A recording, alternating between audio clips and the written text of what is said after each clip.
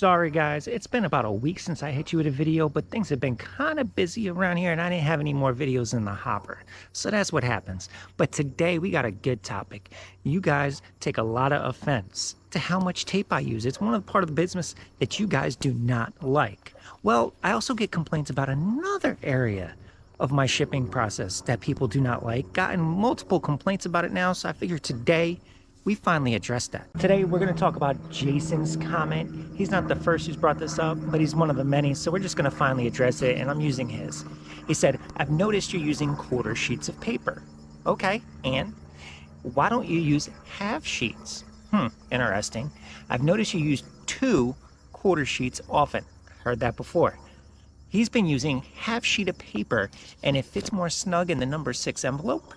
And it eliminates a lot of the use of the tape on the sides of the paper that I already use. That's interesting, and it could solve the other complaint you guys have about me using too much tape. He tapes the card to the paper and folds it over like I do with the number 10 envelope. Same process, just a different way. Interesting. Let's go look at that one. Now, Jason, I have been asked that question a couple times now. Mike, Huddle Card Collection, and a couple others have asked this recently. You know, you guys always see me using these quarter sheets of paper, but every once in a while, usually once a video, I'll use 2. There's a good reason why. So, one, I'm just in the habit of making quarter sheets of paper. It's got nothing to do with with the cards or anything. For many, many, many years with work, we would just take scrap pieces of paper, any paper that's not being used anymore, and break them into quarters and use them as scrap paper. Whenever I would need notes at work, I would just pick up a piece of scrap paper and write. Usually it wasn't much, so a quarter sheet of paper was perfect. Used to always have a stack like this sitting on my desk. And that's what I used whenever I needed to take notes about something or just jot something down. So I'm so used to having quarter sheets of paper. Half sheet, that was always just too much. I usually just needed something small to jot a note down on. And that's still the case with my full-time job. I have a pile of scrap paper and I get phone calls, and where do I write my notes? Right on these papers. So that's what I use, and then it just worked out. I mean, as you see with the cards, it covers it up, and it's just enough, that little extra security. I have the security envelopes, but just enough to, cover the card in case somebody gets a good peek at what's in there. These $1.75 cards are, pretty high in demand. But, yeah, so sometimes you see me use 2 sheets of these, and the reason is the multi-card orders. The card savers don't fit as nice on this. You see they go around, and on this, it's not gonna stay either. So what I usually do is I take it, fold it over, and then fold over the other half to completely cover the card saver. That is when I use the 2, quarter sheets of paper. With the single cards at a top loader, there's just no need because one handles it just fine.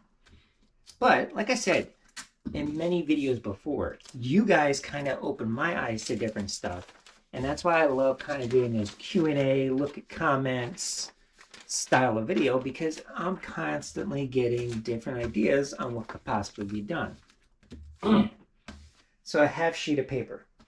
Jason, you say you completely fold it over, then I can avoid using the tape because it fits more snugly in here. More snugly? Yeah. That's interesting thought to me. I think I might try that. Let's see how that goes.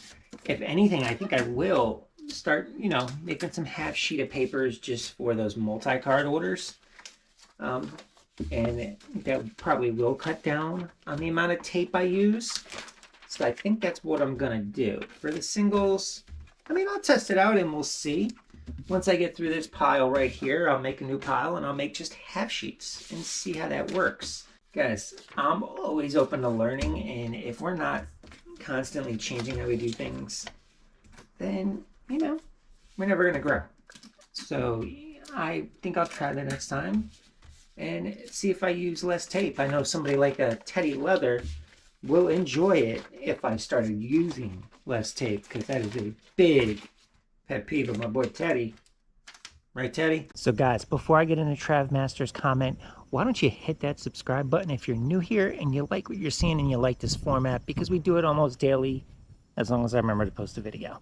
So, Trav Master, what does he say? He says a fun fact about the USPS. Are there really any fun facts when it comes to the USPS? Usually there are a lot of headaches, aren't they? Come on. But he says, when you use a PWE, if you don't want it to go through the machine, just right along the edges, non-machinable. And when you do that, they won't run it through the machine. He's been doing it for 5 years, never had a complaint from the buyer or the post office. That's interesting. Really interesting. Let's take a look at that. So Trav and his fun fact.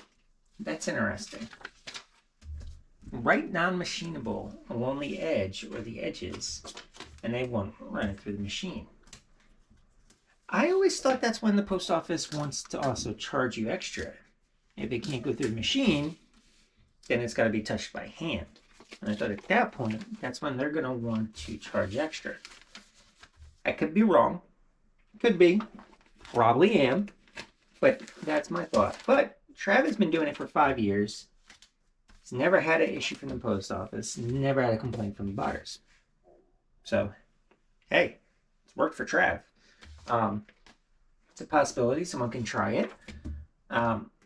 Like I've said in prior videos, guys, I have not had issues sending these cards and top loaders by eBay standard envelope. I have not gotten one back due to not being able to go through the machine, jamming the machine, or getting damaged.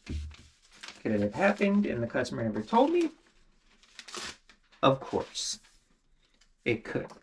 But I have never heard from a customer, so I'm going to assume everything's worked great for me. Doesn't mean it will continue to, but as of right now, it does. So I'm not going to change at the time. Writing non-machinable though along the edge or edges, I don't know if I feel like doing it. I feel like the amount of time to do that, say I have 20 cards going out in one day, having to write that along the edges, it feels like it would be a big time suck. And really, when you're getting such low margin on these low-end cards using PWE, do you really want to put in that amount of time just to write all that? And then, don't forget, you know, if you got a lot, man, that wrist is going to start really like cramping up with all that writing, isn't it? Maybe if you get a stamp where you can just go stamp, not machinable. That might work. But yeah, I don't know. And somebody else wants to try it. Trav, if you're watching, maybe comment below and tell us how long that normally takes. Yeah, I mean, it can only be another second or two per envelope, but I just like getting in, getting out when it comes to their shipping. Like I said before, when I'm not on with you guys, man, I blow through these like pretty quick. All you little kids, stop laughing at that. Stop. I know your dirty minds. But guys, just have a little fun, getting back into the swing of things. In the meantime, why don't you check this video out, the post office versus sports cards, and you know, make your own judgment on eBay standard envelope. Have a good one, guys. I'll catch you tomorrow.